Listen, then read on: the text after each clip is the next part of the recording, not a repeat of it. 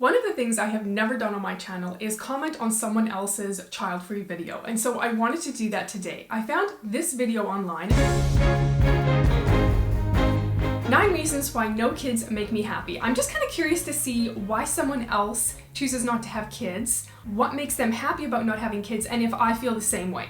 Jenny has put out a couple of other videos where she talks about being child-free, and I felt like I could relate to them pretty well. So I thought it'd be interesting to check out this video if the reasons that she's happy because she has no kids are the same reasons that I'm happy because I have no kids. I don't have kids, and I couldn't be happier. 3 years ago, I made a video about not wanting kids, and it's the one video that I've gotten the most comments on by far. Yeah, her video about why she doesn't want kids has over 5,000 comments on it. That is insane. At the beginning of her video, she says that she couldn't be happier by not having kids, and I feel like I feel the same way, but then sometimes when I say that to people, they say, oh, you're just saying that because you're actually unhappy, so you're trying really hard to appear happy, which is always weird to me. Because no, I'm just happy not having kids, and there's someone else here that says it, and that kind of makes me feel better because it's not that we're trying to compensate for something or pretend like that we really aren't happy and we're forcing ourselves to be happy. We're actually really happy. Well, I mean, I'm speaking for myself, but she basically agrees with me. A lot of you have also shared that you as women get pressured by your families, your friends, and just society in general to have kids. And this is something that men don't get, not even close to the same extent. That is so true. I interviewed my husband in a video and asked him some of the questions that people ask me all the time, and he's basically like, yeah, people don't ask him why he doesn't have kids. They're just like, oh, you don't have kids? Okay, fine. That's cool. So you didn't feel like people gave you a hard time for not having kids? Nah. It's kind of the conversation just ended there. That was it. Yeah, pretty much. I'm Hannah, welcome to Wife Without Kids. I believe that having kids is a choice and not a social obligation. This channel is a supportive and non-judgmental place for those of us who've made the choice to not have any children. I always second guess myself when I'm recording videos because sometimes I actually think that I hit the record button and I don't. The other day I was making a video and I felt like my words were flowing really well and I was getting my point across and I was like, yeah, this is gonna be a great video. And then I realized I never actually pressed record, so I was just talking to an empty camera. Hopefully this is recording. All right, let's keep it going. Although having kids is definitely the norm, there's also another way of life that can be just as rewarding and cool.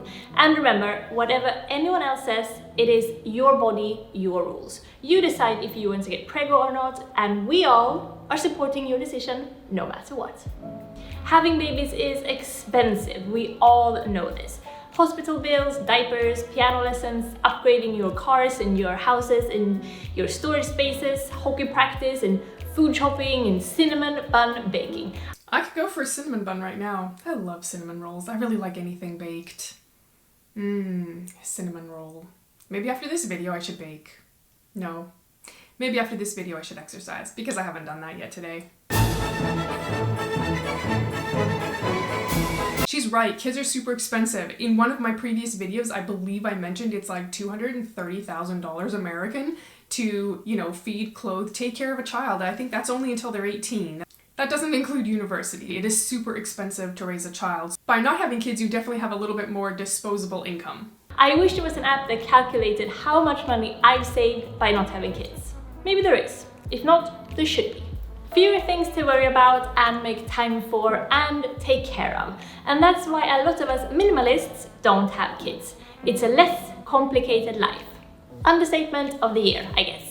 Life can be much less complicated if you don't have kids, and there's way less decisions to make. I feel like I have kind of a hard time making decisions, so on top of already making like adulting decisions that you have to make just because, well, you're an adult and you live on the earth and you have to make decisions about things, not having kids takes out a huge portion of that decision-making component, and I'm totally okay with that. I like a less complicated life for sure. I sleep 8 hours per night, I wake up well rested, I work long hours, and still I have energy left for the gym every day and exploring London on the weekends. I just talked about energy and how I feel like I don't have that much energy. I definitely have a little bit less energy than I used to. She is so right. Kids take up a lot of energy. Oh, and speaking of energy, I have energy enough to tidy. My flat is most of the time clean, organized, uncluttered, and pretty. There are no bright colored toys, dirty wellies, or smelly teenage gym clothes lying around. And this is reason enough to make me happy. A clean, calm home.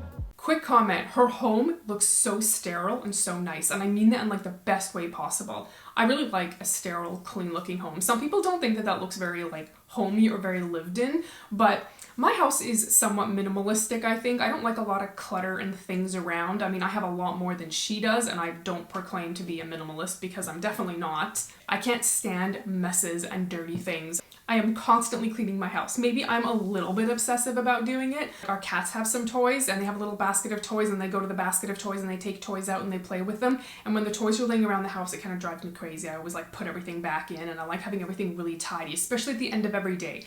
I love coming downstairs each morning and just seeing that my house is super tidy and super clean, and that would be much harder to do with kids. I actually also think that it would be a bit unfair because I like things so perfect and tidy. It would be unfair to children because you're literally expecting them to like not make messes, and that's just not natural for kids. But yeah, I definitely love how tidy and clean her home is. I treat my career as my baby. It's a total cliche, but it's true. Okay, let me just pause here. We're a little bit different in this aspect. I think when I graduated from university, I wanted my career to be like everything. I was very career focused, and that was kind of my goal. I had all these like career aspirations and goals, which I think were fine. There wasn't anything wrong with them. But as the years progressed and I worked a lot, that kind of became a lot of my life. I kind of did realize that it wasn't as fulfilling as I actually thought it would be. I did back off from working as much as I had in the past. I don't work as much as I used to, and I love my life way more. I feel like my life is way more balanced. I'm not saying this is true for other people, but it was true for me. Obviously, different people do different things that work for them. So actually a little less career for me is a little bit better. One of the things I value most in the life that David and I have built for ourselves is that we're so mobile. Our digital job and our child-free situation makes it super easy to travel or to move to a new country at the drop of a hat. I can't think of anything else that gives you such a sense of total freedom, and I just love it. So this one is sort of relatable for me and sort of not relatable for me. It's relatable in the fact that we love traveling. We love the flexibility of being able to get up and go kind of whenever we need to or whenever we want to. It's a little bit different because we bought this house several years ago and we're kind of staying put here. We don't have that kind of careers where we're just getting up and going and moving all over the place. I don't think that's really for us, but I know some people absolutely love doing that and they love the adventure of being able to travel all over the world. But I really like my home base where we live. I wouldn't want to be constantly moving homes. I actually think it is very freeing, and it's freeing to the point that you don't really think about how freeing it is because you get to do it all the time. But if life was a little bit different and you didn't have some of those freedoms, I think that would be really hard to get used to. You know what's nice? That I don't have to multitask. I can sit down and create this razor sharp focus whenever I want to. I work a lot, I read a lot, and I write a lot, and my lifestyle has made me into a highly efficient person, and there are no distractions. Well, except for when David gets all hangry and starts pestering me on WhatsApp from the other room. Luckily, I can put him on mute, and he can go fix his own snack. I can totally lose myself when I'm working on YouTube videos. Sometimes I don't even realize how quickly time is passing. I will be working on researching for a video or editing or coming up with a script, and I won't even realize that 3 or 4 hours have passed while I've just been sitting in front of my computer. And I totally am like in my own world, and then one of the cats will like bring me down to earth because they'll cry or they'll come jump on my lap or they'll start chewing on some kind of cord. No one is relying on me to do anything for them, really. Taking care of myself and the occasional hangry David is as far as my responsibilities go. I'm worried that something will happen to David every time he leaves the apartment. So can you imagine how it would feel for me if there was a toddler crawling around here, chewing on cables and tipping over heavy furniture? Our cats chew on cables. That's usually what gets me out of my focus zone, is that I can hear them chewing on something and I have to go stop it because I'm worried they're gonna hurt themselves. Whenever I see a parent carrying around a high-energy baby in their arms, I get so impressed that they have the courage. If I did have a baby, the little rascal would be in a full body armor at all times. Or actually, maybe one of those inflatable sumo suits. Yeah, like those. That would be cute.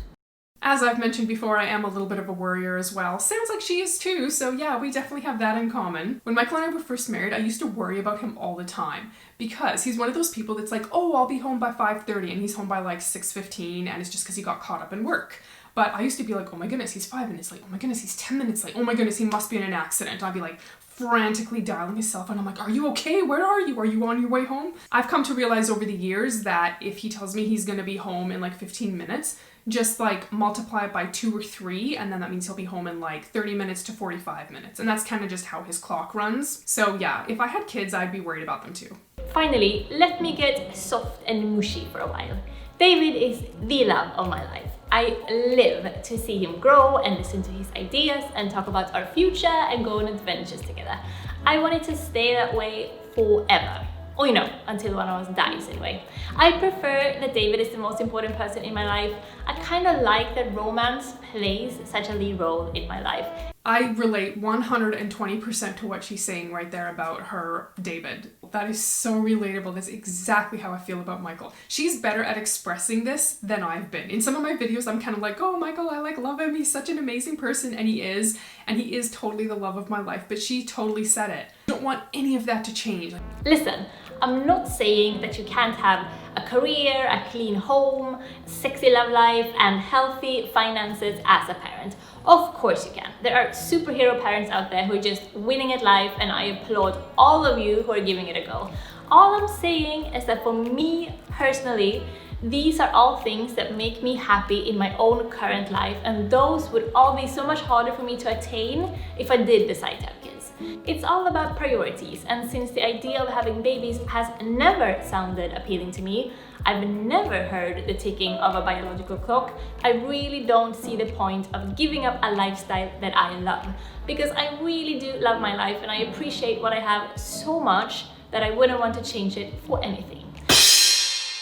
It's like she went into my mind and she listened to my words and then she pulled them out, and she expresses things very well. I know that sounds totally crazy to a lot of you. No, it's not. She's saying exactly how I feel about my life. But if you are like me, a person who doesn't feel the urge to have kids, then I hope that this can make you feel less weird. If you're feeling a little bit weird because you're the only person in your circle of friends or family that isn't having kids, go ahead and watch this video right here, and remember, you are never alone. We are here to support you.